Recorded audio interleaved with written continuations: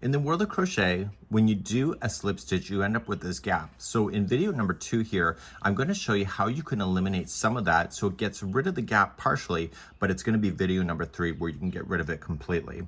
So instead of just chaining 3 to start something, because the chain is not the same thickness as double crochet, it always appears very obvious. So the great way to start instead is that you just chain 1.